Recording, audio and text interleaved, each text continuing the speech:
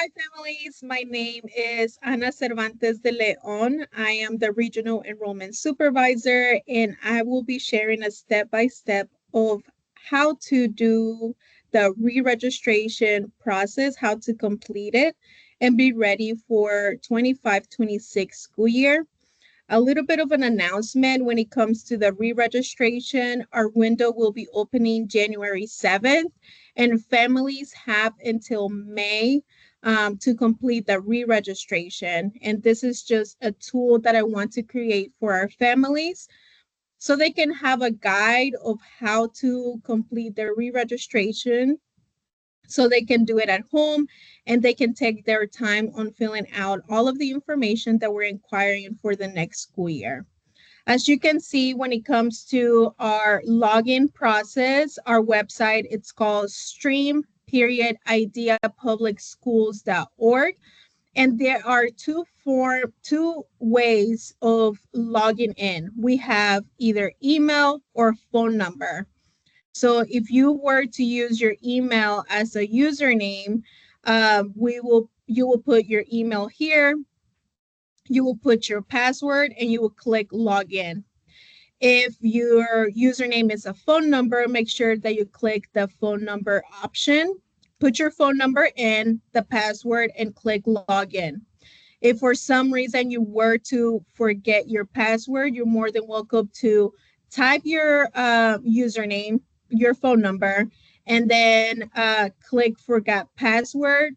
That way, the website can send you a 6-digit code to confirm that you're using the correct phone number or that you're using the correct email. And then whenever they send you that 6-digit code, you'll type it in the page that will ask you for the 6-digit. And then it will prompt you to create a whole new password that you can remember. If you are to successfully log in into your Stream account, the next step is for you to do your re-registration process. Now, the re-registration process is going to look something similar to what I'm showing you right now. And the re-registration has two parts, part 1 and part 2. Part 1 is the easiest, smallest section because you're only going to be answering one question, which is the intent to return response. And it has 3 options. If your students will be returning with us next year, if they're going to be transferring to another IDEA school, or if they're not going to be returning to IDEA. If for some reason they are not returning to IDEA, we do ask to please select a reason of not returning, which has different options, and then hit save draft and save and submit. And that is all you will be doing for the re-registration for students who are not returning. You will just complete part 1, and then part 2 will automatically will not populate. Just because if they're not returning with us, we're not going to be asking further questions of like the emergency contacts because they're not going to be with us.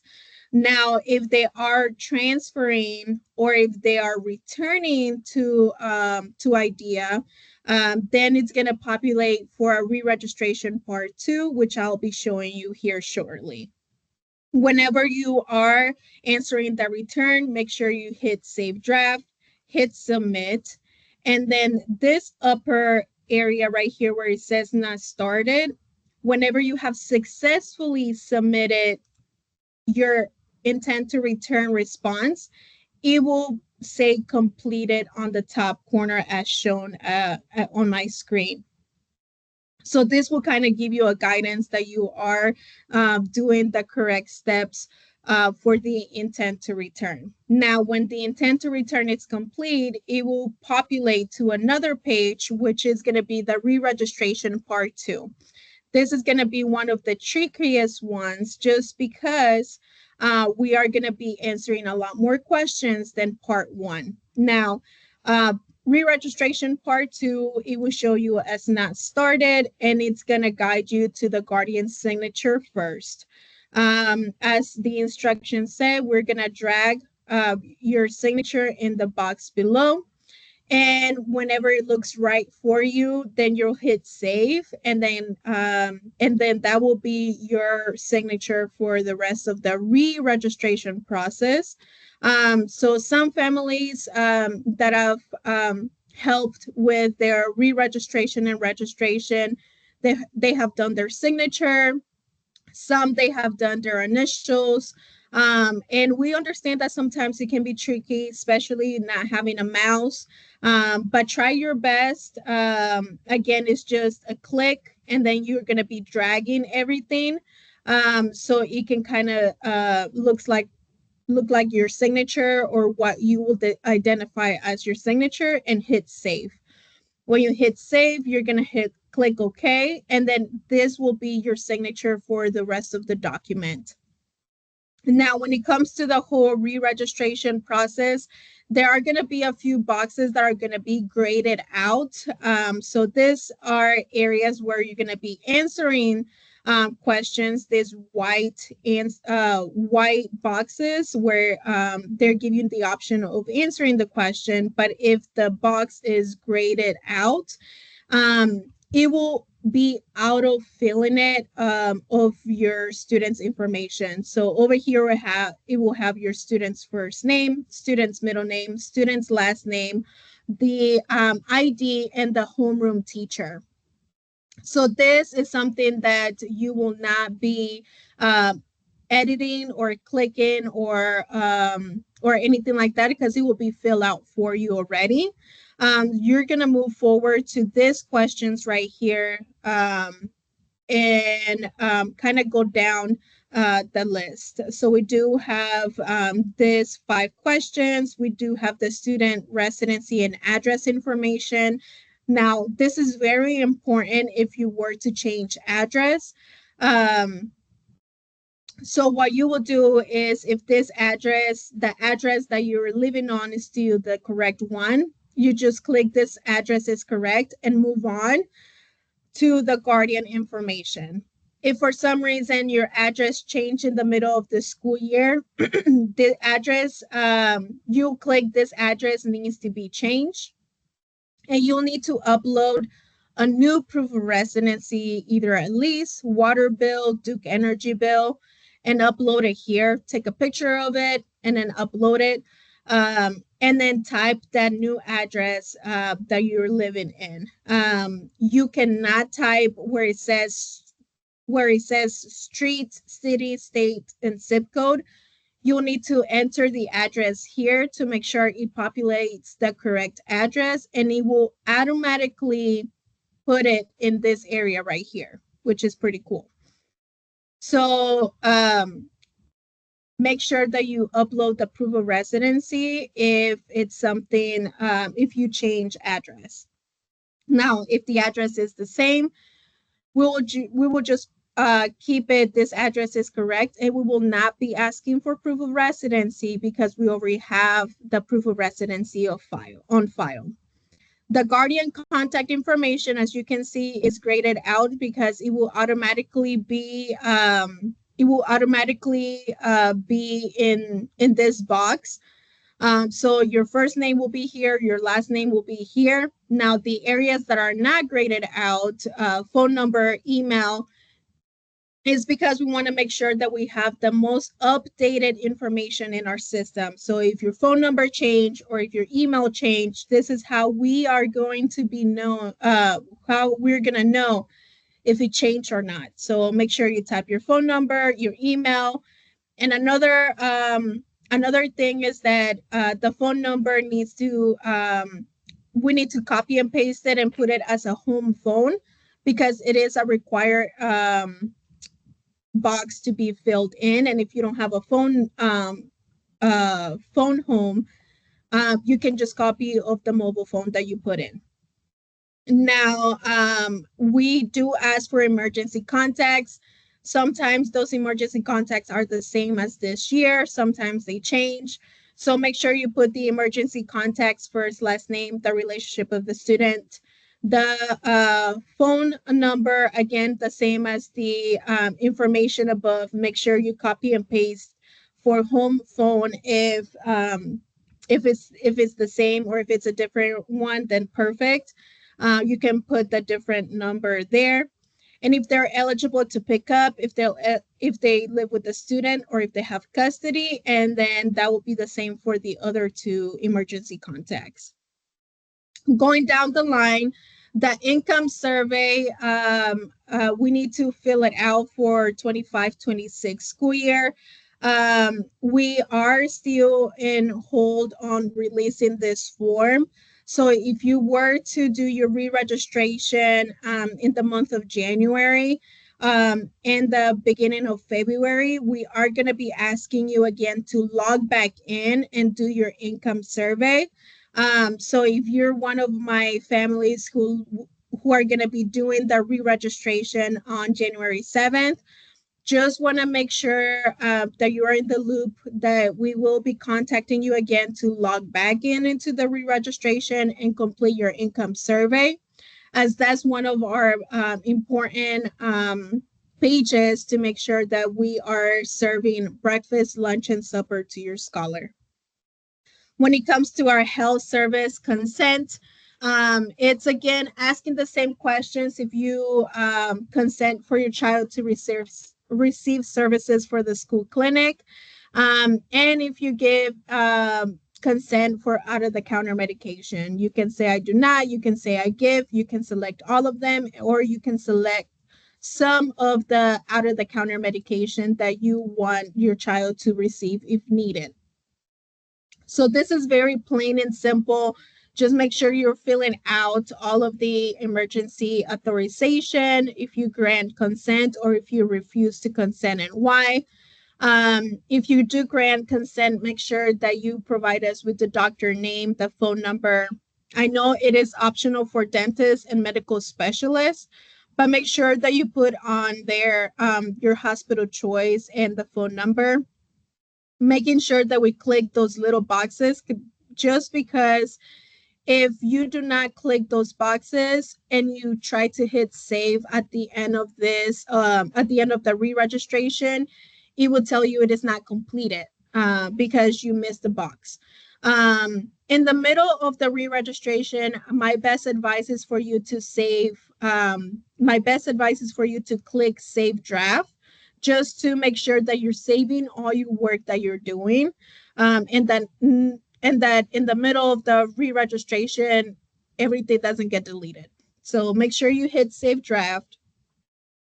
Whenever it comes to the allergies and medical alerts, if there's any, just type none or no. If there are any allergies, for example, of nuts, just make sure you type that there. Any medical alerts, we want to make sure that we provide with all of the health conditions and concerns that we have it in our system. So we do have a drop down box where it will be kind of like what it will be best described if they have type 2 diabetes, if they have type 1, if they have seizures and all of that fun stuff. Just make sure that you click the box if they do not have any health conditions or concerns. We also ask if there's any food allergies or if there's any medications that they're taking at home or at school.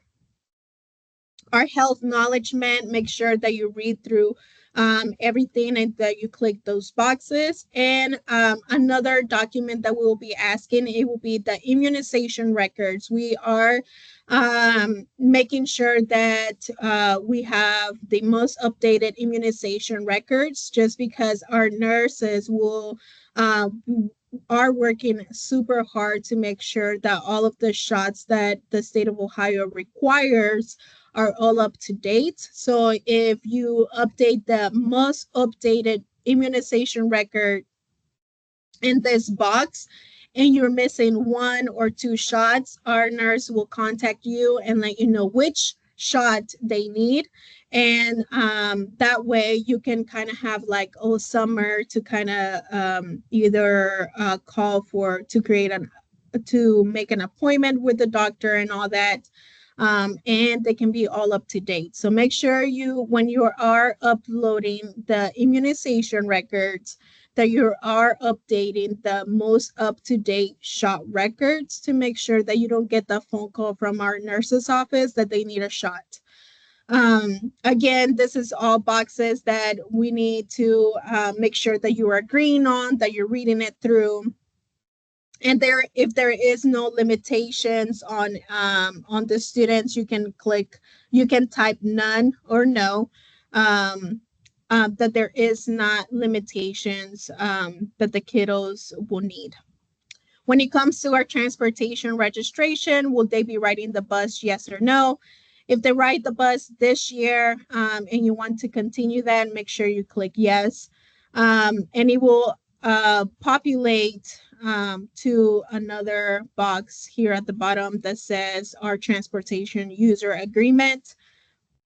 And it will give you the list of like the policies and procedures in our behavior contract. Make sure that you read through what those behaviors are, level 1, level 2, and level 3, and that you can communicate to your student to make sure they know what the rules are in the bus. And it doesn't come as a surprise if our transportation manager were to make a decision of suspending them for a few days or being expelled from the bus because of this levels of behaviors that we have in our registration process. Make sure you have click I have read and understand the behavior and expectation so it doesn't come to surprise to you or the student. And when it comes to the transportation authorization, we do ask for 3 people who will be at the stop or any emergency that we can call. If you're going to be using different individuals, another page will populate with the 3 different contacts that you will put in the system. If they're the same as the 3 emergency contacts that you provided at the beginning of the re-registration, you can just click use the same 3 emergency contacts, and then you won't have to type the 3 emergency contacts again. We do have the student technology use agreement. Make sure you read through it and that you are acknowledge it at the bottom. And we do have general consent acknowledgement that we want you guys to kind of read through it, make sure that you agree, or if you want to participate, not participate. And then whenever you get into the commitment to excellence and achievement, make sure you click those 2 boxes and then that you hit save draft and that you hit save and submit.